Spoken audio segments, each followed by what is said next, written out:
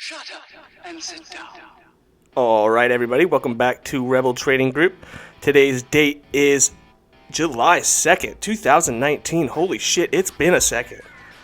My name is Nathan Oliphant, and as always, with me is the gluten-free Jason Bessing. Gluten-free. Jason Bessing, what's going on? What's up? Welcome back. Hey, everybody. It's been a minute. I'm so excited to be back. I'm excited to be back, man. I'm excited to be recording again. I'm excited to have my voice out there. Yeah, we needed to get back into it. We both went through some major lifestyle changes. Not the transgender thing, but, we kind of got new jobs, new schedules, new lives. One of us even moved. So there was a hiccup, right? It's only natural. We're humans. We got shit to do. You don't pay us. So yeah, I guess so. So we needed like a little break, and I feel like now I'm kind of in my groove. You seem to be in your groove, and it seems like a thing that we can kind of get back into now.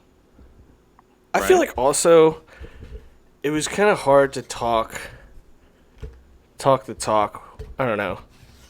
It's kind of hard with a portfolio to be because when I'm on this show, I'm talking about the moves I'm making as well, and with I had to take some money out. So I wasn't making as many moves. Yeah. So it was hard to be thinking at the same time. Like when I'm trading, I'm thinking of ideas for this podcast. Oh, absolutely. Well, and I don't know if it's a funny thing, but it's kind of a heartbreaking thing. I've actually going through that myself. I've actually taken out almost $1,000 in the past couple weeks because during this transition into my new career, I'm in a sort of probationary phase, where I'm not getting all of the salary that I will be when I'm out of it. So in the meantime, I've decided to, bite the bullet and, keep up on the bills. Don't let the debts revolve and roll over, pay them off, keep the ball rolling. And then once everything comes back, not only will we be able to deposit again, but we'll be able to deposit even more.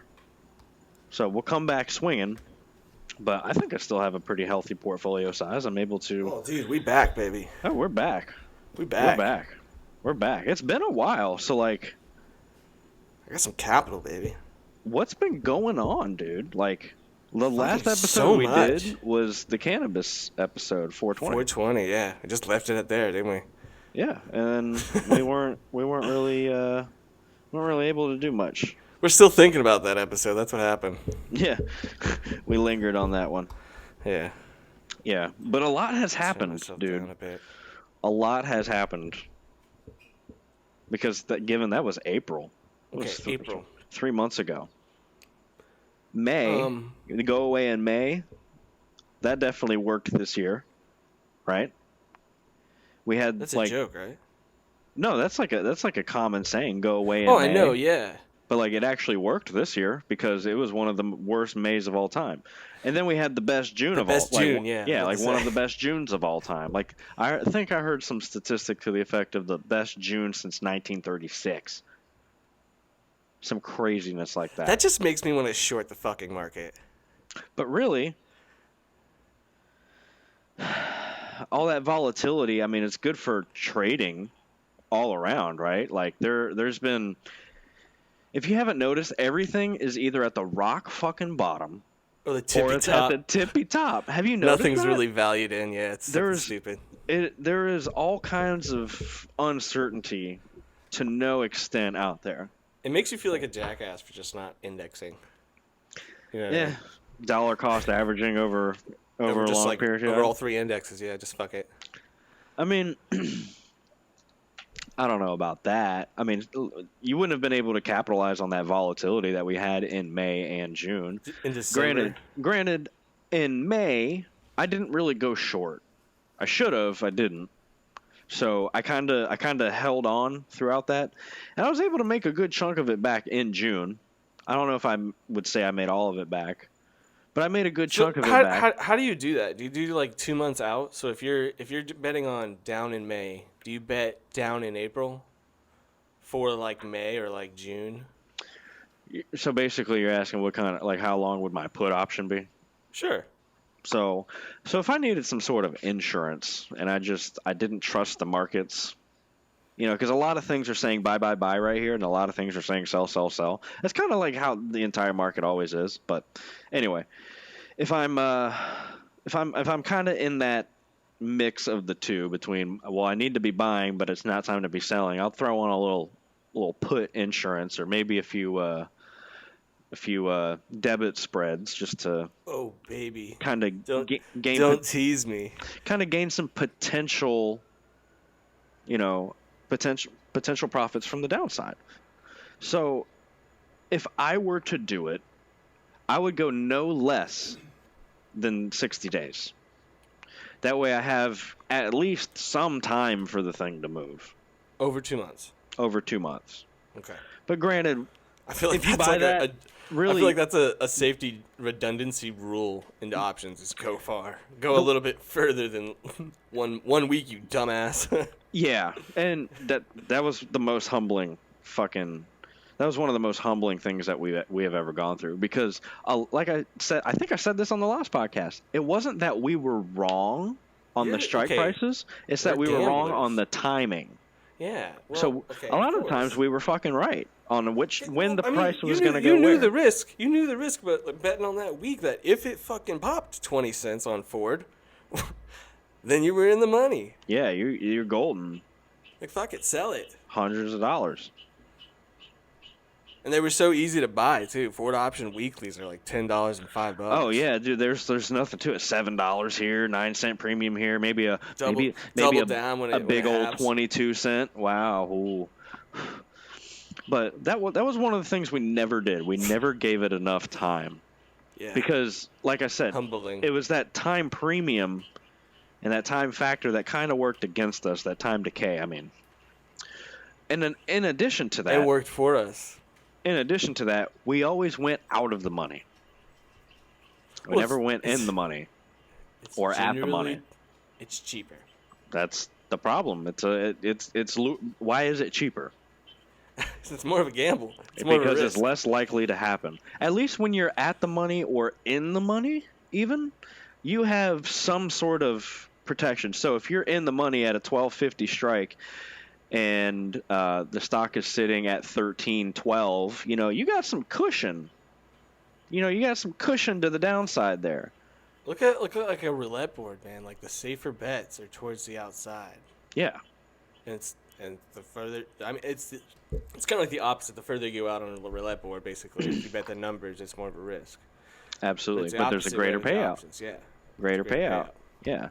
And that's the beauty of options. I was listening to a podcast yesterday, and I heard the greatest analogy. Options are the Swiss Army knife of the fucking trading world, because there's so many ways that you can do with it. It just bends fucking equity markets like it's their bitch. Oh, yeah. Oh, it does.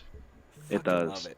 It does. It makes equity trading look like child's play almost. Buy stocks. So no risk in buying stocks.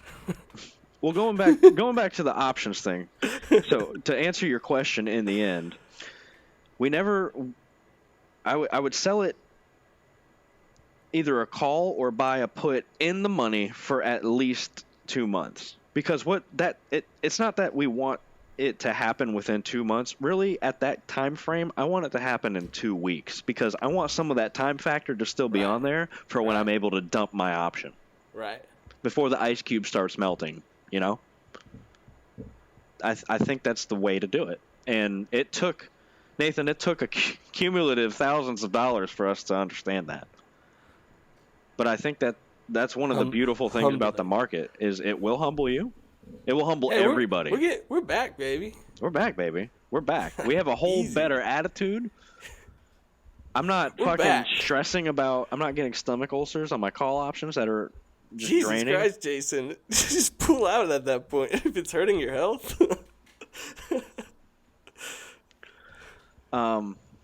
Anyways. Yeah, so to sum up your question, I would go an in the money put or sell an at the money call, and I would buy it or sell it for 2 months out. Simple as that. And that will give you 4 months out. Fuck that shit. 4 months out. But you remember, the longer, obviously, the more time you have, you still want it to move within a quicker time frame. If you sell the call, you kind of take the thinking out of it. With a put, it kind of has to move. Just let it die at that point. Just let the call die. Yeah. But I also like to hedge in other ways to capture the downside. I like to just go straight. Like, obviously, if we're talking about some sort of equity, I'll go straight to gold. If I see shit happening in the market, I'll pile into a triple leverage gold fund and scoop it up like it's nobody's business, you know? I made $10 on a JNUG put on top of my 100 shares and a call that's sitting on top of them. So you made some money on the downside, on the premium, and the actual appreciation in the price. Correct. Beautiful. That's textbook right there. That's exactly what we want to do. And then you got in, you got out before expiration because, you know, the longer that money is sitting there, that's the longer that you're not trading it, compounding. I think I did it for like a month and a half. Yeah. And then I sold it the next day. That's a good route to go. Over a month, you're getting some sort of premium, and that's the beauty of it. A week, you might get 0.25% in premium, 1% in premium if you're lucky. And, you know, to us, we need a little bit more than that. So if you go out a month, you might be getting, 4%, 3% just in premium alone. Not even including the appreciation. So, and that's on covered calls if that wasn't like clear. I don't think we mentioned. Oh yeah, you did. You said you sold on your JNUG call. Yeah, if I ever say on top of my calls, then can you hear that shit? No. Oh fuck! It's coming through my headset. Oh, I was moving my computer. That's fine. Yeah, whenever I say like on top of my shares, I usually mean a covered call. Yeah, we enjoy the covered call strategy. I think it's one of the best, if not the best, strategy to go because it like I continue to repeat myself, it takes the thinking out of the trading, and you don't need a lot of movement. You don't need any movement. You just need some time on your side. That's the only thing. You just gotta have a little bit of patience. I think the covered call strategy locks the thinking into place. It does. And it's able to keep you disciplined. If you keep rigid with it and aren't trying to like sell cover calls, buy in out of them out all day, if you just keep rigid with it, like, hey, when I sell at $100 or $1, if I sell at $1, I want to buy it back at 50 cents. You keep those rigid into place, and you stay patient with it. Then it's hands down the best strategy, and it's also one of the best ways to get into options because you're collecting premium. You're putting almost no risk, no more additional risk on the table, and it gives you kind of a breakdown of how options really work. Really? Because how time decay happens. Covered calls kind of advanced because someone who's new at it, like looking at the value of your portfolio, at least the way Robinhood does it, it'll take it a fucking away like at your expiration date if like the underlying value has increased way past your strike price. Like so for example, mine's at 10.50, and if it expires at 15. I've basically lost $450 at the end of the day at expiration because that's what my value is showing because the underlying price was going up. Yeah. I find sometimes, and it doesn't happen all the time, is the call on top, and it does do this a little bit. It offsets how much your gains and losses are. So you're saying that Robinhood. Yeah, I was just saying what I was saying. The way it displays it. To a new investor, new person to options, that's terrifying. You're like, what the fuck? Why did it just cut like $450 from my portfolio value? Like, you got to understand going in, like that strike price could be your strike price. Yeah, you're gonna cut off your upside potential. So if it does go to the moon, you're done. Like I factor in my portfolio value of like at the end of the day, if I can't buy that callback and it's way too high, like if it has skyrocketed, and I generally, hear me out, man. I'm sorry if this hits a hard place. I generally only sell for profit strike prices on top of my shares. Well, absolutely. Why wouldn't you? Shares. Absolutely. Why wouldn't you?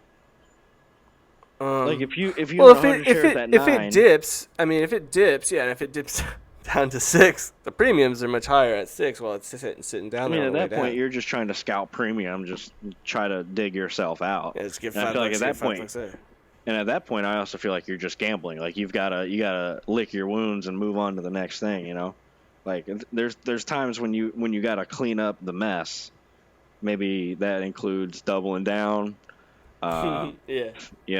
Maybe that means selling instead of selling 1 month and getting no premium. Maybe you gotta sell 5 months out. Like 2 years out, just get that $260 and just premium. and just sit on it. Yeah, That's basically your only options. Yeah. Or you can take the L. Let that current call expire. Yeah. And then that huge gap down, you just sell out and say, oh well, I got wrecked, and so did a lot of other people. Have a mental note of what your portfolio value is about to be. That's what I always say. Yeah. Although, I am also a huge fan of selling cover calls on dividend-paying stocks. So, if one of my favorite dividend payers, a Johnson & Johnson or maybe just the Dow Fund, I don't know about J&J.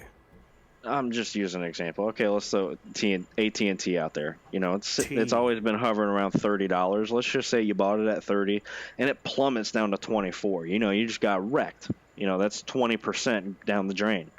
But I mean, are you really going to be out of it? Did anything change? No, you're just lost a little bit on your principal, but the dividend hasn't changed.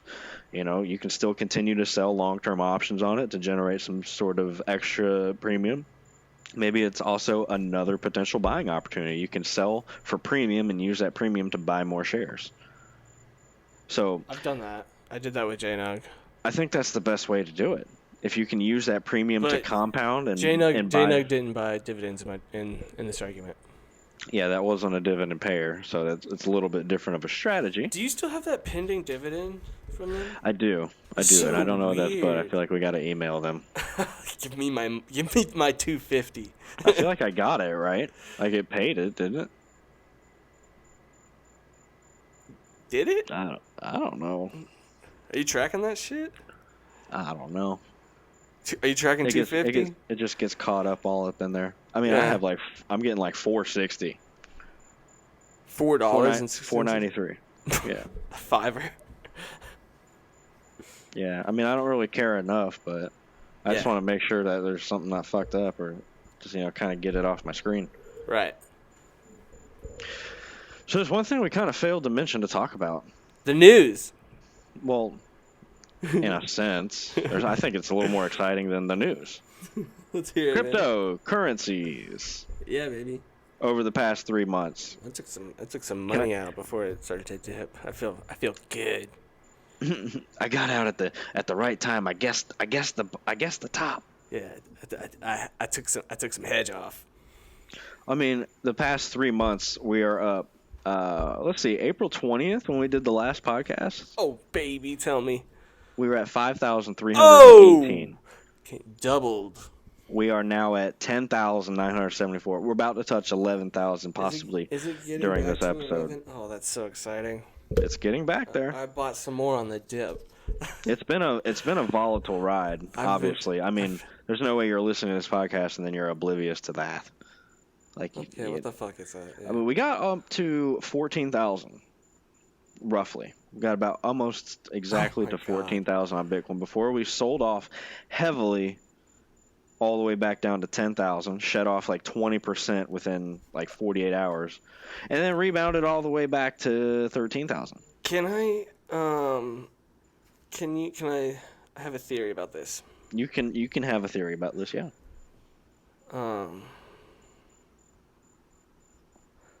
So I think enough people were in it the last time it spiked up that they're getting in now and getting out at the right times.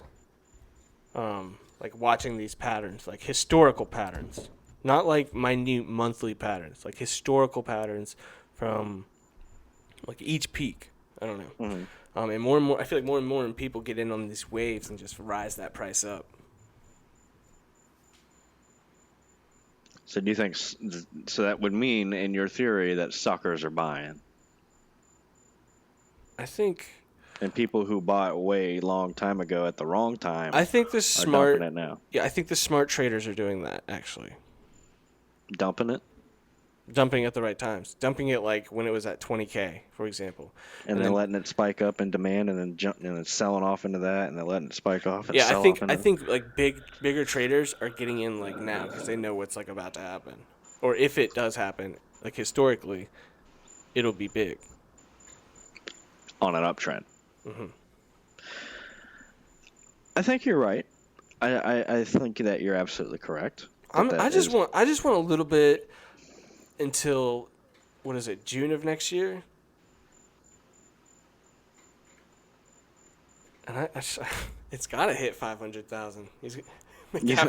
Why does it have to? McAfee's gonna do it. I mean, McAfee's gonna pump it to 500,000 if he doesn't. Yeah. John McAfee. Yeah. The guy who always runs for president while evading taxes on his yacht. Does he always run for president? Dude, he's always like a potential candidate for the Libertarian Party. What a horrible idea. Apparently he killed someone. Apparently? Allegedly. I don't know the full story, but pressing back to this. Anywho, a good point was kind of brought up in another news source that I was going through a few days ago, and it never really dawned on me. Obviously, we know that both stocks, currencies, basically any type of security, is raises and falls on supply and demand, right? The more people want the shares, the more they have to buy them up, right? From willing sellers. Right. And vice versa. Correct. People want to sell them, there has to be buyers. So, we know that there is a finite supply of Bitcoin. It will only be 21 million. But right now it's at like 18.4, and slowly some is being mined out. Not, isn't it? I looked at Coin Market Cap. Are you looking at it now? I can. I got it. I'm here. So, Give up. 17. I got 17.79. Yeah. I win anyway. But anyway, okay, so right now we're at, let's just call it 17.8 million. So right now there is a finite supply. It is increasing up to 21 mil. We won't be around when that happens. That'll be in like 2140 is the year that's going to happen. So, that being said, are you calling that the year with that finite supply? Do you remember? Apparently there is 3 to 4 million Bitcoin missing, like that are just locked away, or are on a cold like flash drive, cold wallet, cold storage flash drive that got lost, thrown in the trash, whatever, back in 2012. Like there was that. I think it was a Canadian company run by an Indian dude that absconded with like $3 million or $30 million worth of Bitcoin. And even the Bitcoin founders said, like, yeah, or the corporation of Bitcoin said, yeah, there's nothing we can do to retrieve that. Like, you guys are fucked. I think we talked about that on a podcast. Yeah. So that being said, that Bitcoin's deleted. It's gone. It's out of the equation. It cannot be bought, sold, whatever. So but basically, still counted towards the total. Exactly. So each and every day, that's probably happening a little bit here and there. Someone loses $4 worth of Bitcoin, $5 worth of Bitcoin, $100 worth of Bitcoin, and that supply and demand is really fucking pushing around on these Bitcoin. And I think that's another big part of it. I feel like the supply is just running out, and the only way for there to be more is for the price to go up. That's the only way people are going to want to sell, because there's a finite supply. Look at the volume of Bitcoin coming in. Right now it's 31. It's massive. Man. Yeah, that's a So billion. much. That's a B. $31 billion in Bitcoin has been traded in the past 24 hours. That makes me sick. In all honesty, I kind of need your answer on this. Where do we stand on Dogecoin? So cheap, man. It's fun, right? But do you know how many Dogecoin there are? No, I can look it up. 120 billion. That's not a lot. with a B. Oh, that's Well, a lot. the market That's a cap's lot. only 389 mil, 390 mil. That makes sense, I guess. But wait, how many Doges are? How many did you say? 120. I'm sorry. 120.1 billion. That makes sense given how small it is right now. Yeah, there'd have to be tons of it. I mean, I'm sitting on 7,000 and I have less than 50 bucks in there. It's just fun to play with. And to be honest, I don't really. I trade it pretty decently. Like, it holds its value and it's fun. It's easy to trade. Yeah, it's weirdly holding its value because I feel like people know it's a con and fucking. It's the 31 largest cryptocurrency. 31st. It's so easy. It's so manipulative. It is. That's why I like it. That supply and demand is easy to trade. Now, the volume on that, which we do trade, it is a guilty pleasure. The volume on it's 41 million. It's pennies compared to Bitcoin. It's 31 bill. That's crazy. That's stupid. But I've been trading this bull rally. You got me kind of wanting to get back into it. Let's go. Luckily, just before this shit all happened, we were at like 8K. Maybe it's like 8,000, and you're like, dude, you should do it. It's going up. It's doing all right. And I was like, all right, yeah, you're right. And then I hop in and like, dude, I'm just buy, sell. You know, it jumps from dozens of trades a day 5K to 6K to like 8K in like less than a week, and you don't get in. It's kind of just blatantly obvious at that point. Dozens of trades a day, dog. That's fun. Crypto's fun, man. It is fun. Any ones that you are holding or would like to hold a little bit more of? Overweight on Litecoin, for sure. And why is that? Just to reiterate, overweight means overweight your portfolio with. Oh, yeah. Yeah. So heavy Litecoin. Why? It's faster Bitcoin. It is faster. As consumers, you and I are familiar with this. It just is. Let's go. Let's go. Come on, Bitcoin, we gotta go. We gotta catch up to Visa. It's like a mid cap compared to Bitcoin. Bitcoin, do you know the market cap without looking at it? Or are you looking at it? I saw 21. What? No. Oh, I'm looking at it now. You want to take I was going to say take a stab at it. It's almost insane. 200 billion. What's the size of Exxon?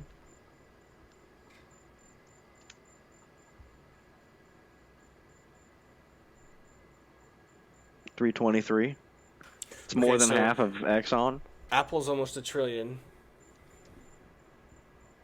Right? Amazon's up there too. Oh yeah, damn near $1 trillion.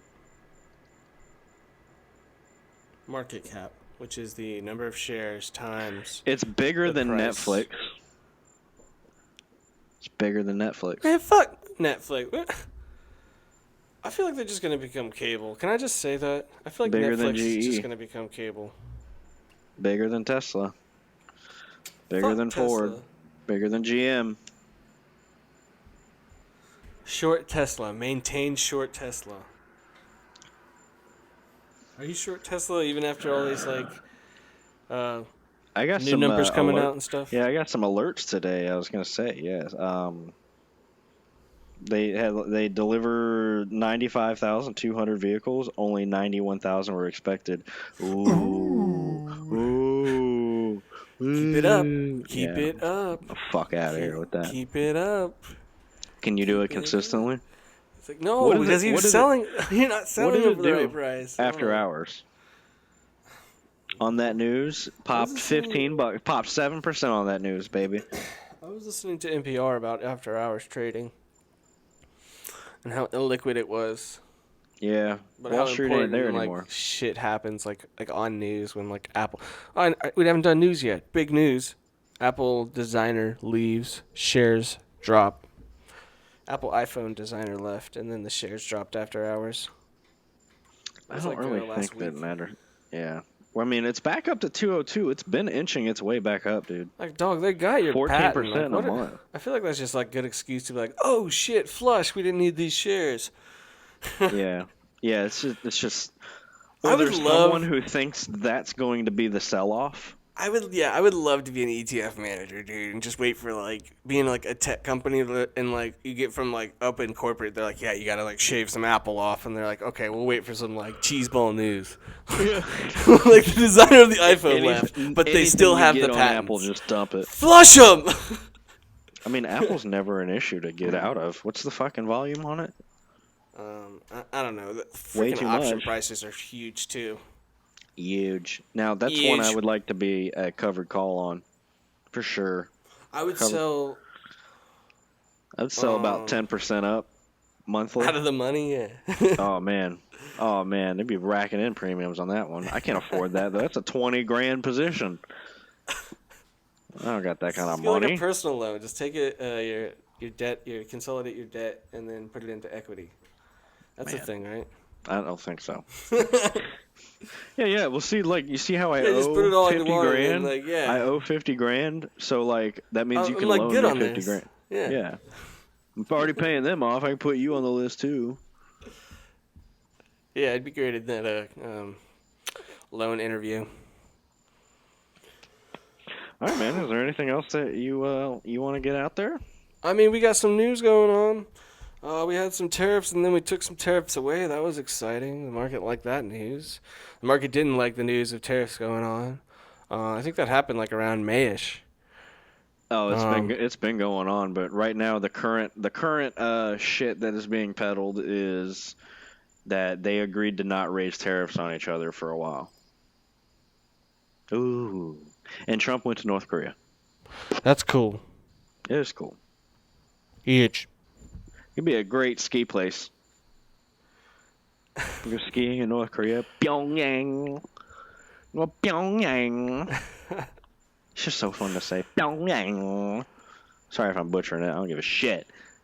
Pyongyang. Yeah, that makes me just like North Korea. Like every time I think of North Korea, I just think of Dennis Rodman visiting the Un family or the Kim family. He's my friend.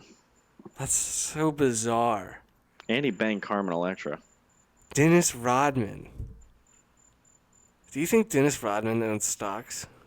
I guarantee you he owns stocks. Which stocks? I bet he's got some fuck shit like Apple. I bet you he fucking has exclusive like preferred Dang. shares of Huawei. 100% in Huawei. Yeah. I think Huawei is actually private. If I'm not, I don't know. I could be crazy. Dude, apparently Huawei's huge. Oh yeah, yeah. They're actually Like the bigger number than one phone Apple. maker. Yeah, they're like the number one phone maker on the planet. That's insane. But There- their we, like, phones there's- aren't allowed here. Yeah, insanity. How? You would have never guessed that, right? I need to know. I need to know what they're like at least.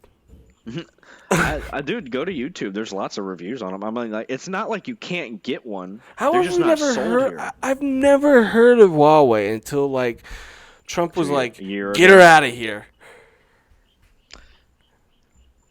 Yeah, I've never heard It's of Huawei only- until then. till about 8 months ago, maybe a year ago. Yeah, I don't know, man. I mean, I don't really care. Apple's got me by the balls. I got a Mac. I got Beats. I got an iPhone. I got an iPad.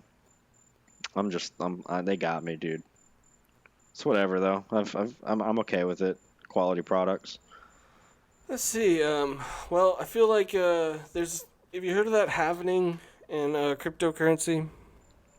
I don't know what I heard of it. I don't really get it. But when I looked it up, it basically says like it's a way to prevent miners from controlling the system. So they cut the they fees cut in their half. fees. Yeah. So what does that mean? Like, what is that? Okay, so they cut the fees in half. So do you buy more miners? No, I think I don't know, to be honest, dude. I don't know. Is that one of the solutions? Is to get more miners, get more processors? I think it's the other way around. I think it's to. I mean, if it's cheaper, I don't know. Maybe it uses less energy because. Faster? Do you think it's it's going to be faster? I don't think it's going to be faster, is it? I don't know. I really don't know. I mean, I'm pulling up shit on it right now. I'm looking it up. I need to call somebody. Bitcoin halving code. Oh, dude, it gets so fucking crazy. Yeah, dude, it gets so fucking crazy, dude. The happening, This bruh. dictates that every 210,000 blocks, the new amount of coin released should suddenly cut in half as the code run. It continues to calculate how many blocks have been solved. When the number hits 210, the first halving event takes place. On the 210,000th block, the number of Bitcoin released was 50 divided by 2, which is 2.5 billion Satoshi, or 25 Bitcoin. Who uses that fucking denomination, Satoshi? Dude, I'll be honest with you, man. I'm just gonna come out and say it. I don't get how Bitcoin works. I get the bare skeleton of it. I get that it takes about 6 confirmations to guarantee that a transaction is legit, and those transactions are handled by third-party miners who have special algorithm solving equipment on fucking high-end fucking electrical grids. Okay, I get that shit. I get it. I get that. And I also get that there's a finite amount that's slowly being released through these transactions. Other than that, I can't tell you dick about the coding. I can't tell you about the process. I can't tell you about transaction hash. I don't know. I don't get it. I can't tell you about halving. I can't tell you about forking. I don't know. But I like trading it. So fuck it. That's about Fuck them. That's my two Bitcoins on that. I mean, I think it's a great store of value. I think it's My a 2 digital Bitcoins asset on that. a digital asset on par with gold. Some people describe Bitcoin as digital gold. That's kind of how I look at it.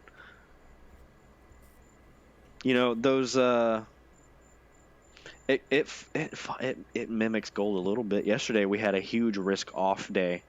I'm sorry, Yeah, but risk on day, and gold plummeted as well as Bitcoin dropped about 7-8%. Interesting. Today was a risk on day, and Huh? here we are.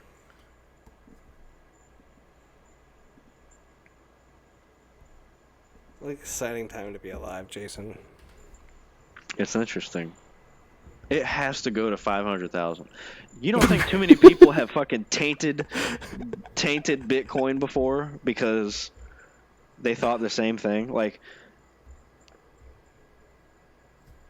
I don't know, man. I don't know, man. This is my second time going through a bubble. I would What assume are it's a bubble. what are the Winklevosses doing? Trying to pass another Bitcoin ETF. Winklevoss Bitcoin. Is there any news on them? Pumping The twins, and dumping. Their fortunes have doubled during the Bitcoin rally. Oh Seen they're shit! up more than doubled since January. $11,124 Bitcoin. Thank Was you that? very much. Yeah, Bitcoin's we're at over 11K. Yeah, beautiful. Get in, people.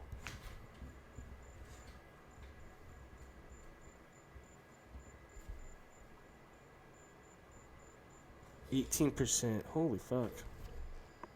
That's good return, baby. That's volatile return right there, baby. That's that volatility, baby. Look at Dogecoin. So much. What if it just goes to like $200? and you held on with I got 100,000, yeah. 100,000 of them. Holy fuck. Imagine that on your tax. Pay off a couple debts. One or two of Hear them, me? yeah. A couple. Pay off some national debts. Yeah, donate to the treasury. It's your All tax. right, man. Well, we're at 40 minutes here. Do you wanna wrap it up? I mean, yeah, let's do it. We can. I mean, we've always got more days because we're gonna do this again more, right? And the whole internet's gonna hold us to it. Yeah. On our next least once a week. episode, we have a special guest. I hope so. If he doesn't No. bitch out. Little bitch is gonna be there. Okay. All right. Well, I can't wait for everybody to meet him. Let's He's not a little bitch. Listen, no, he's not. I love him. We just Or hope he hears bitch. this. He's our bitch. Little Let's squeak, just correct that. squeak, Yeah. squeak. I'm just kidding. Do you want to wrap this up with something that you just may be watching? Oh God, I don't know. Hey, I know. How about this? I'm watching the VIX.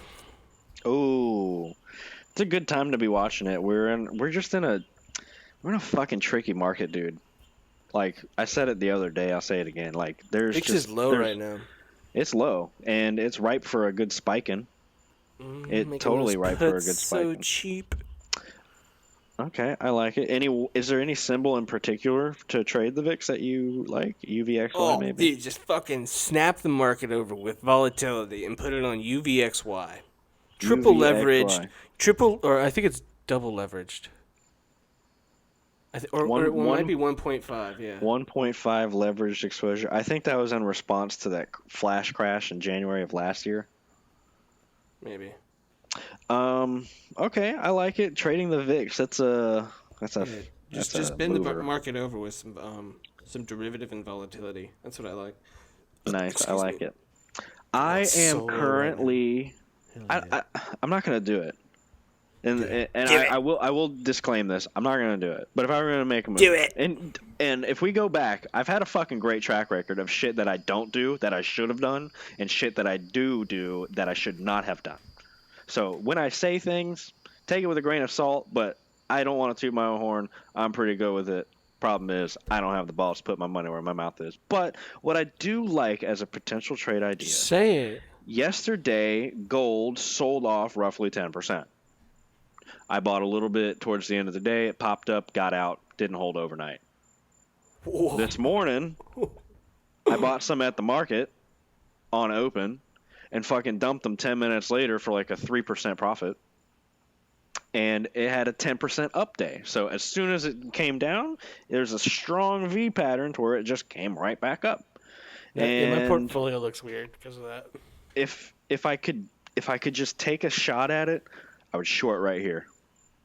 You know, down 10%, up 10%, and then just get to walk away like nothing happened. No. There's going to be another testing of that bounce. Maybe tomorrow. Maybe not. Tomorrow's a half day. It is a half day. Also, closed Thursday. Happy 4th of July. Something happening Friday. This is why I love fucking crypto, dude. This is why I've been trading heavy in cryptos, because with my new schedule, I can trade after hours, and it's great. There's still volatility there to be captured all evening. Sometimes it's slow, I'm not going to lie, but that's a good thing, right? We don't want it all the time. That stress us out. But you should set alarms, man. 4th of July and Wednesday, and on Friday, I imagine it's also going to be, it'll be a fully open day, right? Like banks got to operate, but I do think that markets are closed on Friday. Yeah, I believe so. After the day after 4th. Yeah, I think so, man. I'm gonna double check that just real quick before we sign off here. NYSE closed days. Good Friday. Get out of here. Independence Day, July 4th. Yeah. Are we back open on the 5th? Yep. That's what it looks like. I'm double checking. Yeah, that's what it looks to be. Wow, that's exciting. Yeah. So, but I imagine it's going to be a late day because you know why? Fucking, I think everyone's going to be in the Hamptons that Thursday. You know, they're just going to call it a weekend. If you're a hedge fund manager, wouldn't you? I mean, maybe not us. We love the game too much. I mean, it's a full day of work. You get the fuck in there. Have your laptop ready. Your MD might come through. Yeah, but don't stress about it too hard. Anyway, I think this is a great episode. We just kind of came in. We came out swinging, dude. Yeah, dude. Let's welcome back. Can we keep doing this, please? Oh yeah, we'll have more guests too. We gotta get more guests on the show. Yeah. All right. Well, if you have any questions, comments, concerns, suggestions, insults, ideas, or whatever, you can email us at Rebel Trading Group with 2 G's. That's rebeltradinggroup@gmail.com. We are on SoundCloud. We are on iTunes. We are on YouTube, where we have a full archive of all of our videos. Get at us, dude. Get at us. Happy trading. Happy 4th of July. Everyone be safe. Remember what it is to be an American. Do one thing that makes you feel that proud to be an American. And I'm gonna be drinking some beer poolside. What am I gonna be doing? I'm probably gonna be I don't know. Figure it out. Let us know. I'm gonna light some fireworks off. There you go, America. There Love were you. a couple of fireworks from last year. You know, light off. I love you too. Bye. Bye.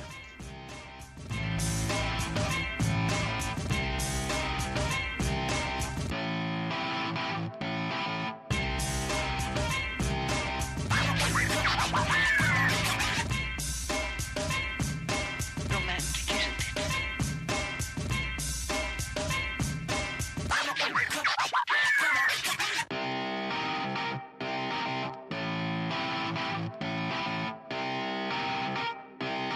Shut up and sit down.